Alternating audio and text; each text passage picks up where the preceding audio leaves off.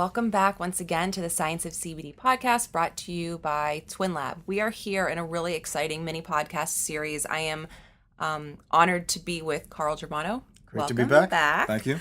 Carl, if you guys haven't seen the first couple of episodes, he is considered an expert in the area of hemp, CBD. He is internationally recognized as one of the leading authorities on hemp and CBD, and he also has a very recent book out called The Road to Ananda, and it's a illustrated book all about the endocannabinoid system, and it's something that really brings the very, very high level science around the endocannabinoid system and really brings it down so that people like us can understand it. So go to roadtoananda.com and check that out. And if, we'll also have some information about it in the contact section, so you guys, or the comment section, so you guys can check it out there too. So this is a mini podcast series, and we are going through a lot of the deep science that we haven't so far around the endocannabinoid system and the receptors, the safety of CBD. So today I want to talk about, or right now I want to talk about growing and extraction methods.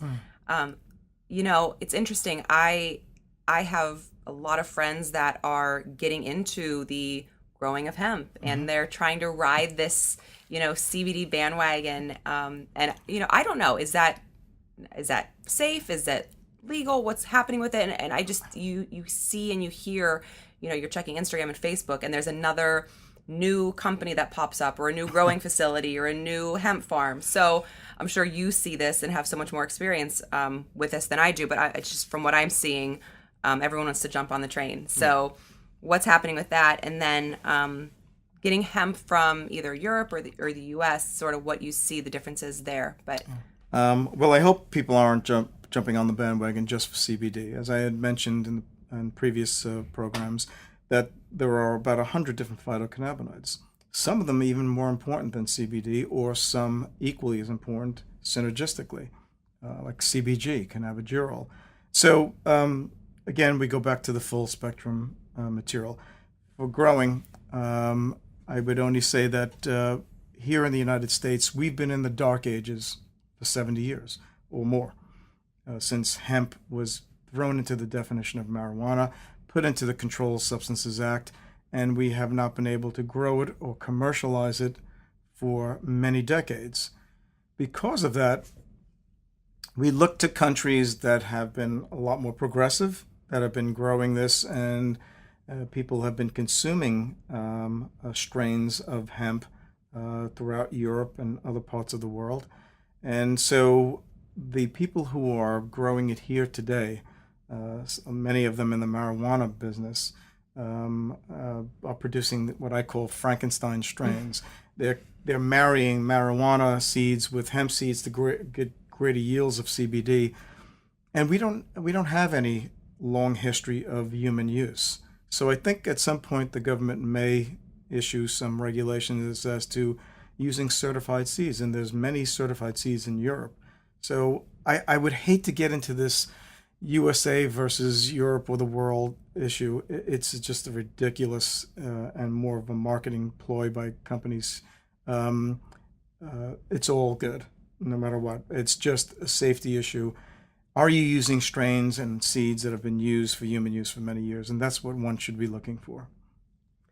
What about extraction methods? I know there's a bunch of different kinds, and in your mind, are there some that are better than others? Well, when I look at the botanical sector in general in our trade, CO2 extraction has been probably the preferred method, only because of its efficiency in getting out the actives, a lot more efficient than solvent methods. Alcohol or other solvents that are undesirables because there are residues left over as well.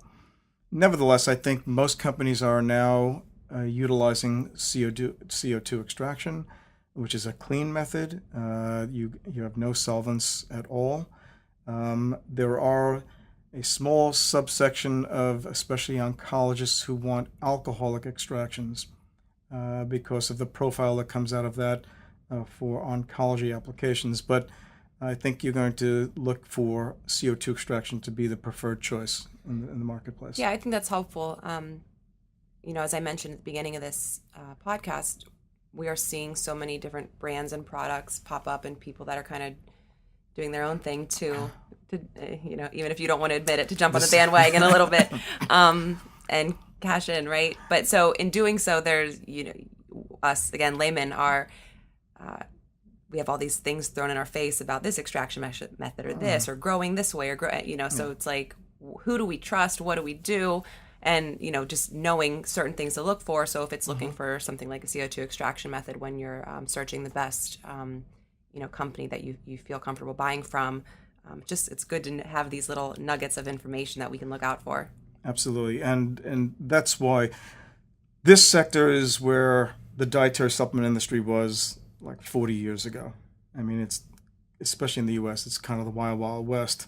Like you said, everybody's growing it. You have companies popping up all over the place. A lot of them are marijuana companies, and you really don't know what you're getting. You should be asking the right questions. Not only is it CO2 extracted and you have a clean product, is it organic? Is it kosher certified? What are the strains being used? Would a company provide that information?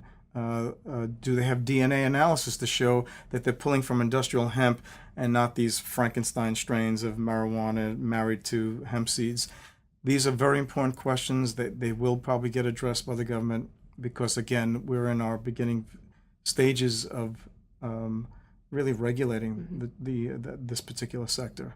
But there is a lot of interesting things going on out there that we have to be aware of, and be educated, smart consumers, and really look for brands and products that have been around for a while and that are trusted and that come from reputable companies. Absolutely. Yeah. Absolutely. All right. Thanks again, Carl. Thank you. All right, you guys, you heard it from Carl about the different growing extraction methods, some things to look out for when purchasing CBD. So thanks again for joining us.